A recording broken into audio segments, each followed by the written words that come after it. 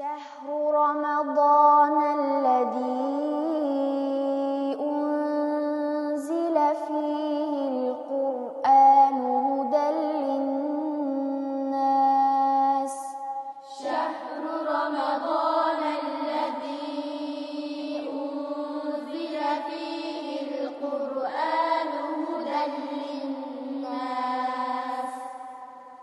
وبينات من الهدى والفرقان وبينات من الهدى والفرقان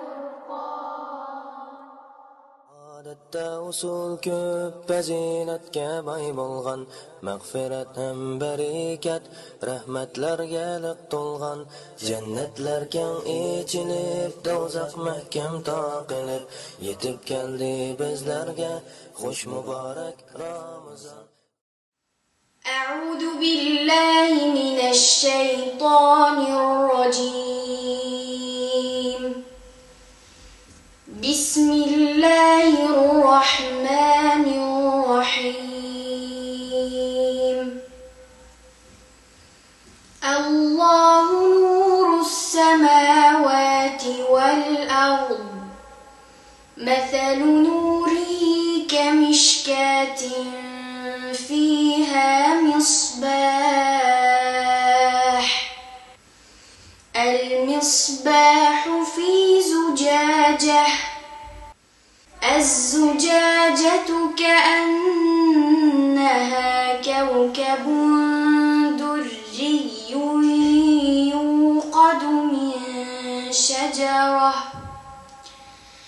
يوقد من شجرة مباركة زيتونة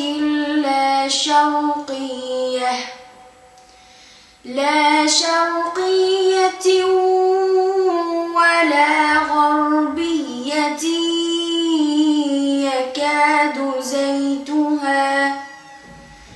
يكاد زيتها يضيء ولو لم تمسسه نار نور على نور يهدي الله لنوره من يشاء ويضرب الله الأمثال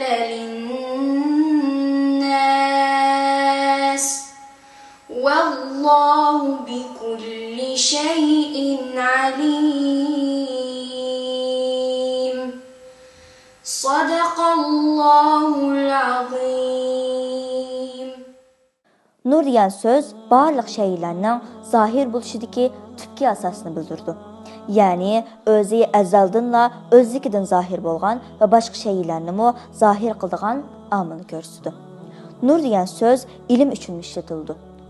Aksicha bilimsizlikka, qorong'ulik, zulmat degan so'zlar bilan ta'bir berildi. Allah Taala mana bu ma'nodami koinotning nuridirki, uningdan boshqa hech yerdan to'g'ri yo'l bilan haqiqat ilmini hosil qilg'ili bo'lmaydi.